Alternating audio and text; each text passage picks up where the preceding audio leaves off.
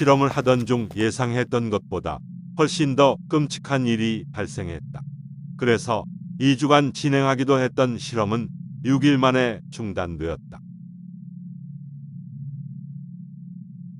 1971년 미국 캘리포니아주에 위치한 스탠포드 대학교, 세계적으로 유명한 연구 및 교육기관 중 하나인 이곳에서 차마 눈뜨고 지켜볼 수 없는 인간의 추악한 본성이 드러나는 실험이 진행되었다.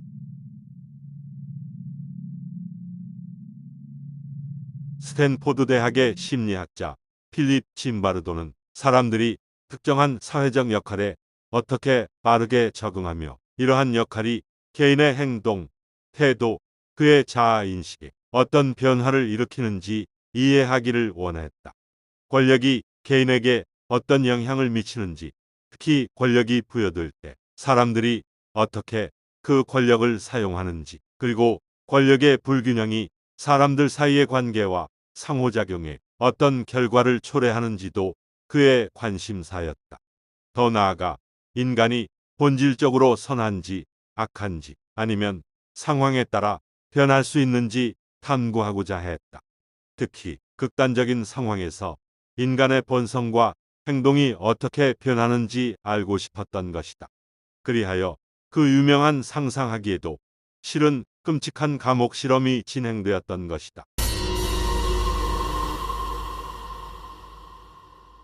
필립 짐바르도는 스탠퍼드 감옥 실험을 위한 참가자들을 모집하기 위해 지역 신문에 광고를 게재했다.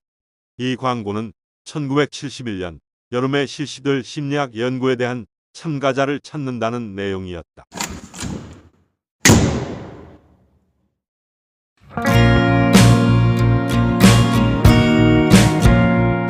광고는 대학생들과 지역사회의 젊은 남성들을 대상으로 했으며 참가자들에게는 실험 참여에 대한 대가로 소정의 금액을 지급한다고 약속했다.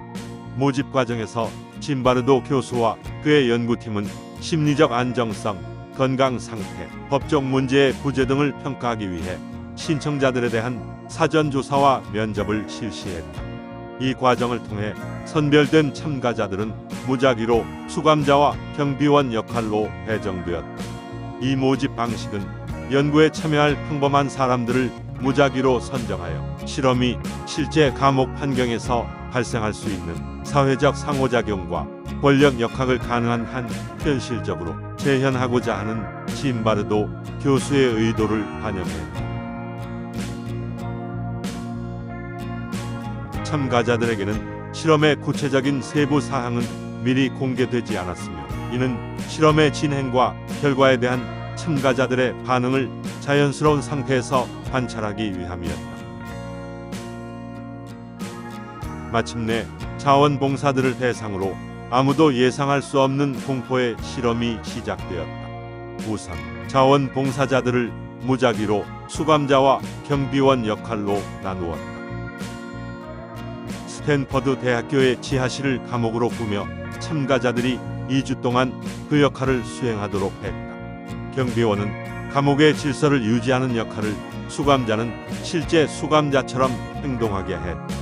여기서 중요한 것은 실제 경비원처럼, 실제 수감자처럼이다.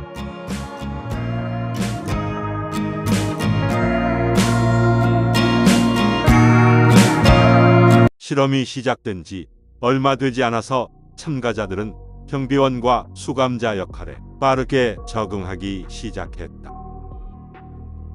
일부 경비원은 권력을 남용하며 의기양양하게 또는 당연하다는 듯이 수감자들에 대한 무차별적으로 가혹한 행동을 시작했으며 수감자들은 이상하리만큼 수능적이고 수동적인 태도를 보이기 시작했다. 수감자들은 스스로를 비하하고 극심한 우울감과 절망감을 느끼게 되었다. 실험의 첫 며칠 동안 일부 경비원은 수감자들을 굴복시키기 위해 심리적 학대를 사용하기 시작했다. 경비원들은 수감자들을 가치 없는 존재라고 부르거나 그들의 개인적인 취약점을 공격하는 등 경비원들은 수감자들을 모욕하고 수치심을 느끼게 하는 말을 하며 정신적으로 학대를 하기 시작했다.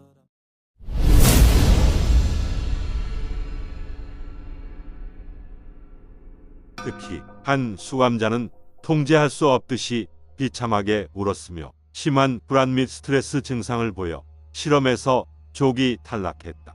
이 참가자는 극심한 정서적 반응을 보이며 자신이 진짜 수감자가 된 것처럼 느꼈다. 일부 경비원들은 수감자들에게 불필요하게 고된 운동을 강요했다. 팔굽혀펴기를 반복적으로 시키거나 밤중에 자는 수감자들을 깨워서 운동을 시키는 등의 행위가 발생했다. 이러한 물리적 처벌은 수감자들에게 신체적, 정신적 스트레스를 가중시켰다. 만약에 실제로 구타나 신체적으로 타박상을 입히는 직접적인 물리적 폭력이 실험 원칙에 의해 엄격하게 금지되지 않았다면 어떠한 일이 일어났을지도 모르는 상황까지 전개되었다. 특정 수감자들이 규칙을 어기거나 반항적인 행동을 보일 때 경비원들은 수감자들을 외딴 감방에 격리시키기까지 했다. 이러한 격리는 수감자들에게 큰 정신적 고통을 주었으며 그들을 이해할 수 없을 만큼 더욱 순응하게 만드는 악마적 수단으로 사용되었다. 경비원들은 때때로 수감자들의 기본적인 욕구를 제한하는 방식으로 충분한 음식을 제공하지 않거나 화장실 사용을 제한하는 등의 방법 등을 사용했다. 그래서 실제로 수감자들은 화장실 사용을 제한받아 그들이 옷에 소변을 보는 일도 발생했다. 이러한 비인간적인 대우와 가혹 행위는 수감자들을 굴복시키고 통제하려는 시도였다.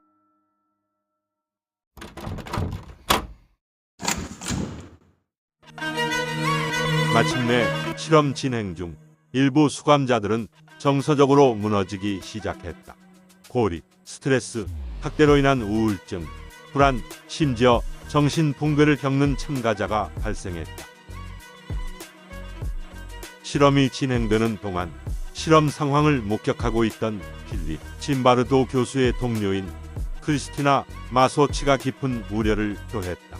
그녀는 실험의 윤리성과 참가자들에 대한 비인간적인 대우에 대해 강력히 문제 제기를 했고, 이는 짐바르도 교수가 실험을 조기 종료하기로 결정하는 데 중요한 역할을 했다. 결국 이 감옥 실험은 예정된 2주보다 훨씬 일찍 단 6일 만에 종료되었다.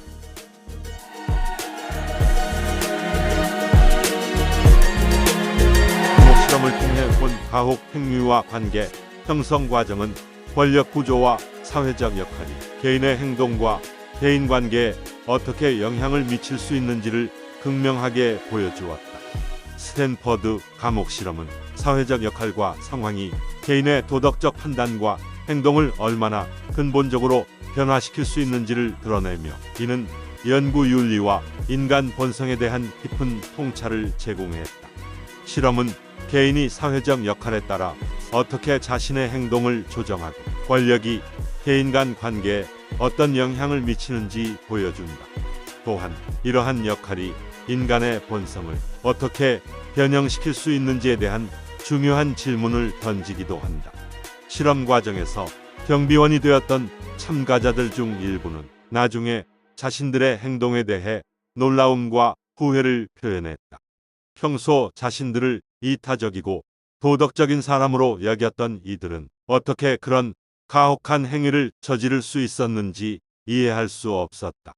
이는 상황과 환경이 개인의 도덕적 판단과 자아인식에 극단적인 영향을 미칠 수 있음을 시사한다.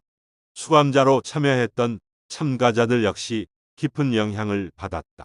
일부는 실험 도중 심각한 정서적 스트레스와 불안을 경험했으며, 실험이 끝난 후에도 그 영향에서 벗어나기 어려워했다. 실험을 조기 종료하게 된 근본적인 이유는 참가자들의 안전과 정신 건강에 대한 심각한 우려 때문이었다. 필립 짐바르도는 외부인의 개입과 참가자들의 반응을 통해 실험이 예상했던 것보다 훨씬 더 해로운 영향을 미치고 있음을 인식하고, 이에 책임을 느껴 실험을 중단하기로 결정했던 것이다.